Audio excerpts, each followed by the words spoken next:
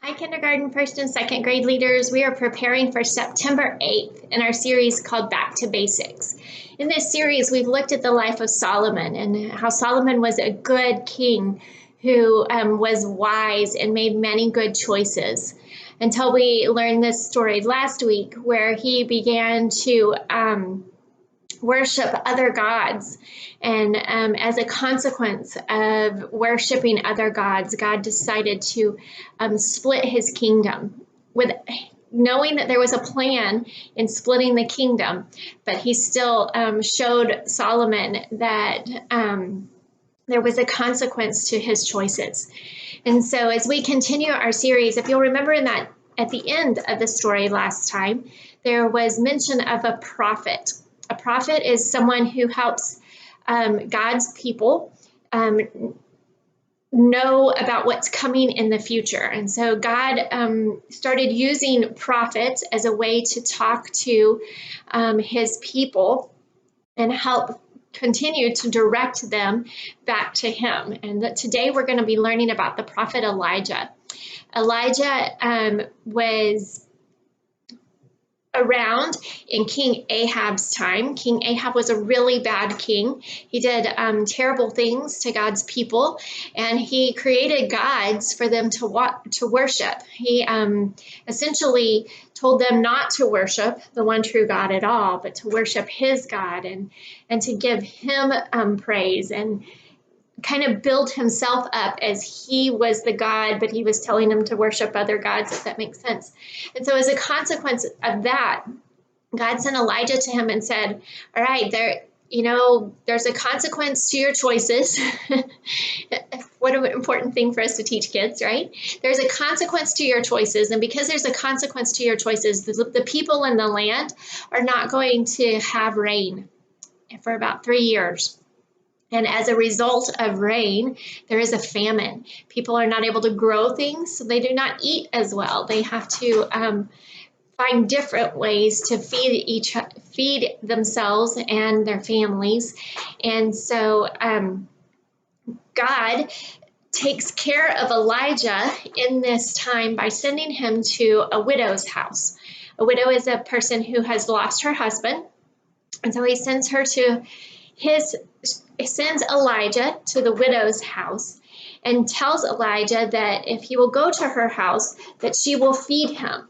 Well, the widow, because she does not have a husband, does not have the same means as many people in the area to care for herself, not to mention there being a famine. And so when Elijah comes to her, she is shocked because she doesn't see anything except for bread.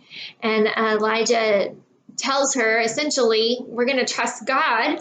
And so Elijah and the widow and her son were cared for a little over 2 years because God directed Elijah to her. The widow was taken care of, but also because Elijah was out telling people about Jesus, telling people about God.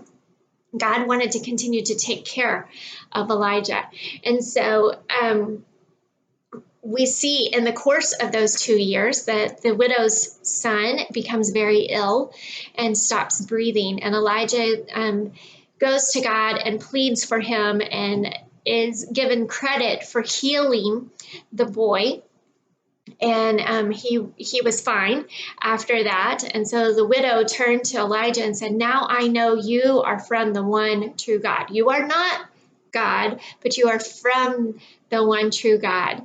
And what we see in all of this helps us see that God was continually at work.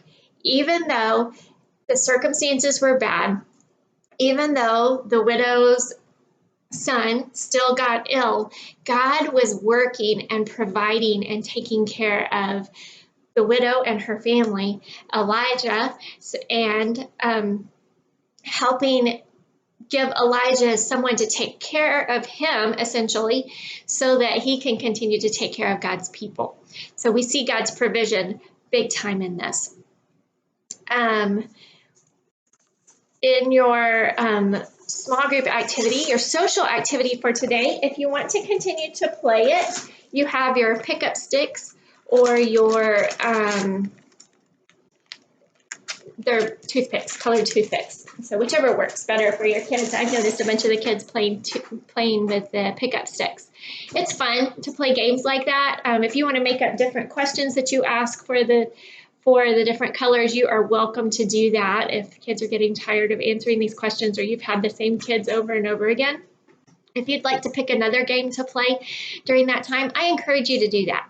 Playing games with your kids, especially as they're coming in and you being ready to play as soon as they enter the room, helps build trust. And when you can build trust with a kid, you are given what I call relational equity. And relational equity gives you more space and more time to share big ideas and big thoughts with them. And it's not until you have built that relationship over time. Think about in your family, and if you're married, how long it took you to truly trust your spouse, and how you continue to grow in that over time. And because of that, then both of you are learning and growing. Very similar picture, especially with kids, where many of our kids don't have a constant anything in their life. When we can be there regularly, ready to show them that we're ready to engage with them, then we're helping them see ways that they can begin to trust us. And when they can trust us, then we can share the truths of the Bible with them. All right, so we'll do large group and then we'll move into small group. I'm going to start going over some of the discussion questions with you guys in these videos, because I think there's some of them here that I really think you should sit on for a little while as you're getting kids to answer questions. Some of them are just to help them remember what the Bible story was all about, but most of the time, the last few questions are thinking questions and ways that you guys can begin to interact with each other, get to know each other better, but also ways that you can speak that truth that we were talking about into kids' lives. And so the one that I want you to pay attention to this week is the last question. It says, can you think of a time you struggled to trust God? One of the most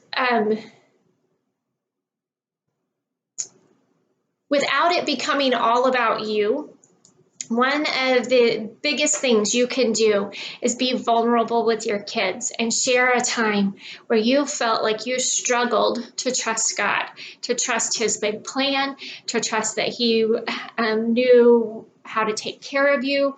If there is a kid-appropriate story to share in that time without it taking the whole time talking about you, then it definitely helps the kids realize that when they face things like that they aren't alone. And it also that helps build that trust thing again, to know that if you struggled with that, then maybe they can come to you and talk to you about ways that they could overcome it if they face it as well. So have fun with those discussion questions. I do encourage you to use them if you've never looked to see what the discussion questions are. Sometimes as you're doing your activity, it's a good time to talk through those discussion questions. Some kids need their hands to be busy so that they can concentrate better, especially at the younger ages. All right, in your small group activity, you have a bag full of paper plates, and they're all blank on purpose. We're going to do a little activity with the kids today, and the question is, if it was your very last meal, what would you want to eat? And so the kids are supposed to draw on their plate what they would want to eat if it was their very last meal. And there are some good questions at the bottom of the activity there to help kids process what it is, why you might be asking them that. Today, it says, today we learned that a woman and her son got more food than they expected. How do you think they responded? And if God multiplied your food or your toys or something else that's important to you, how do you think you might respond? Would you acknowledge that God was the one that did that, just like the widow did? Or would you say, oh, see, I knew I needed more toys? And it might be a good discussion. You're going to be surprised at how your littlest ones can have these kind of discussions. So I encourage you to kind of push through some of the busyness and activity and everybody moving around a lot and try to do that activity with your kiddos. Then for your memory verse activity, you have a bucket with bean bags in it. The kids I know are having fun playing this game. I'm amazed at how good some of them are at playing our version of cornhole. Thank you so much for leading. Thank you so much for building relationships that build disciples. What we get to do with kids on a Sunday morning is helping build the ministry of Parkway Church. Since January at Parkway Victoria campus, we have had 107 new families register their kids. That doesn't mean that that's all the new people that we've had at Parkway. Those are the people that have registered their kids to come and be a part of children's ministry at some point in the last year. And so thank you for what you're doing. If you feel like you have a new group of kids every time you're there, you're right. You have a new group of kids every time you are there. And what we are doing to help kids understand who Jesus is helping build those families so that they can make choices to follow God as their one true God. I'll see you guys soon.